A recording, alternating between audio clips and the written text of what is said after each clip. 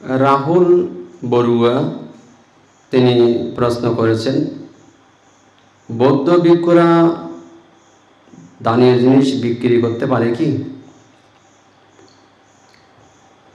দেখুন রাহুল বড়ুয়া, যদি আমরা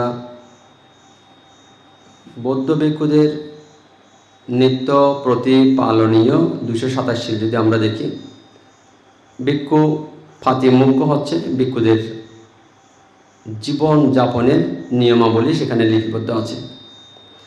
সেখানে 227টা শিল আছে। 227টা শিলকে 8 ভাগে ভাগ করা হয়েছে।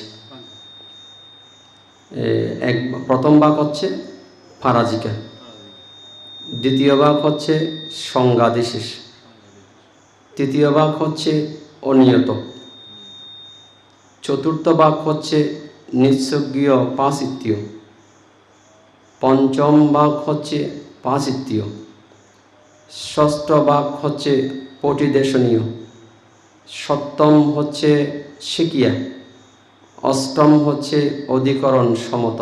এই 8 ডিভিশন। তো সেখানে পারাজিকা ডিভিশনে আছে 4টা শিল, সংজ্ঞাদিশেষ ডিভিশনে শিল আছে 13টা, অনিয়ত ডিভিশনে আছে 2টা, নিঃসর্গীয় পাঁচিত্তীয় ডিভিশনে আছে 30টা, পাঁচিত্তীয় ডিভিশনে আছে 92টা, পরিদেশনীয় ডিভিশনে আছে 4টা, শেকিয়া ডিভিশনে আছে 75টা, একদম যেটা লাস্ট অধিকরণ সমত সেটাতে আছে 7টা। টপ সবগুলো যদি কাউন্ট করেন 227টা হয়।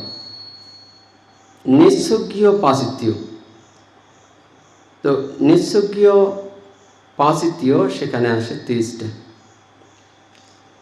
সেই ডিভিশনে 30টা ডিভিশনে একটাতে আছে বৌদ্ধ ভিক্ষুরা, বুদ্ধ এমন বিনয় করে দিয়েছেন, বৌদ্ধ ভিক্ষুরা বা বান্দেরা যাবজ্জীবন ক্রয় এবং বিক্রয় করতে পারবে না।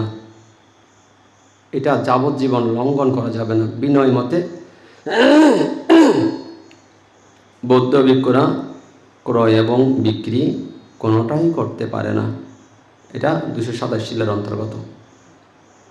এবার যদি কেউ বিক্রি করে সেটা নিঃসন্দেহে বিনয় বহির্ভূত এবং বিনয় লঙ্ঘন করা হচ্ছে।